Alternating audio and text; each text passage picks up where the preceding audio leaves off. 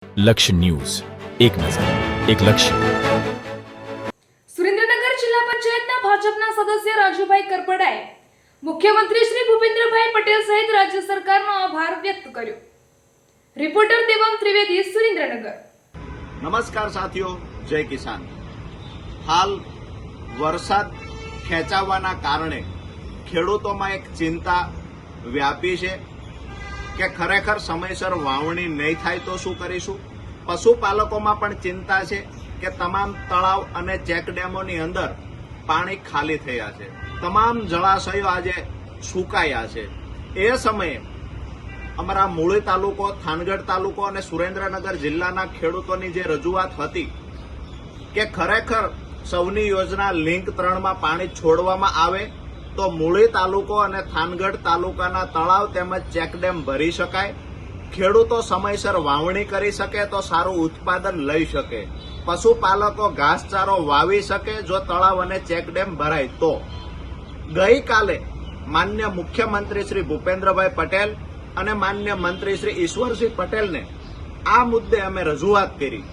રજૂઆત કરતાની સાથે જ ગઈકાલે અધિકારીઓને સૂચના આપવામાં આવી અને આજની તારીખ એટલે કે 17/6/2026ના રોજ આજથી જ સૌની યોજના લિંક 3 ચાલુ થઈ જશે અને સ્કાવરવાલથી તળાવ તેમજ ચેકડેમ મૂળી તાલુકાના અને થાનગઢ તાલુકાના ભરવામાં આવશે.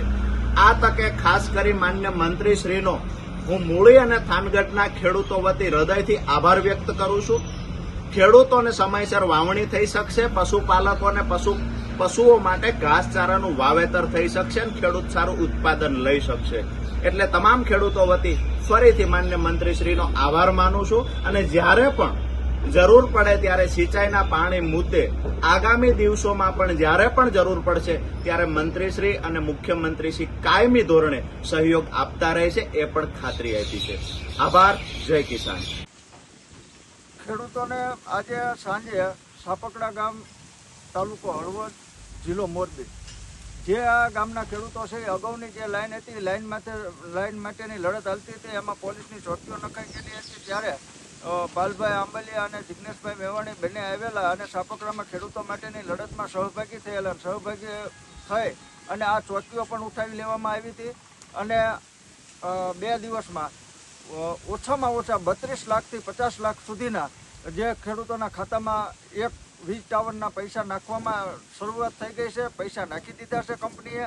ત્યારે આજ સાપકડાના ખેડૂતોએ રાત્રે 8:30 વાગ્યે પાલભાઈનો સન્માન સમારંભ રાખ્યો છે અને પાલભાઈ 8:30 સાપકડા તાલુકો હળવદ મુકામે આવી રહ્યા છે. એટલે બધા ફરતા ગામના જે ખેડૂતો છે એ ખેડૂતો તેમને સત્કારવા માટે એકઠા થશે અને જે ખેડૂતોની સંગઠન શક્તિ છે આવી જ રીતે સંગઠન શક્તિ રાખી અને ખેડૂતો આગળ લડશે તો અવશ્ય પરિણામ મળશે. ગમે એવી કંપની હોય મોટી, પણ એ કંપનીને પણ કાયદાકીય રીતે એને નીચું નમવું પડશે અને ખેડૂતોને જે વળતર પૂરતું છે એ પૂરતું આપવું પડશે. એટલે આ જે સફળતા છે એ સફળતા પ્રથમ આપણને મળી છે અને એના કારણે પાલભાઈનો આજે સાપકડા અને ફરતા ગામના ખેડૂતોએ આજે રાત્રે એમને સત્કારવા માટેનો સન્માન સમારંભ રાખ્યો છે. તો સર્વે ખેડૂતોને અહીંયા પધારવા આહવાન કરવામાં આવે છે. ખેડૂત ભાઈઓ, આજ તમને ખુશીના સમાચાર આપું છું કે જે પહેલા અત્યારે સાપકડા ગામમાં જૂની લેન્ડ નખાણી હતી ને એના પણ પૈસા ચૂકવતા નહોતા કંપનીવાળા અને અહીંયા અત્યારે પણ પોલીસ ચોકી પણ હતી. અહીંયા પાલભાઈ આંબરિયા, જિગ્નેશભાઈ મેવાણી ધારાસભ્ય આવ્યા હતા, રજૂઆત કરીને બીજે દિવસે અત્યારે અહીંયાથી પોલીસ ચોકી પણ ઉઠી જાય અને તમામ ખેડૂતના ખાતામાં 32 થી 40 લાખ રૂપિયા મળ્યા.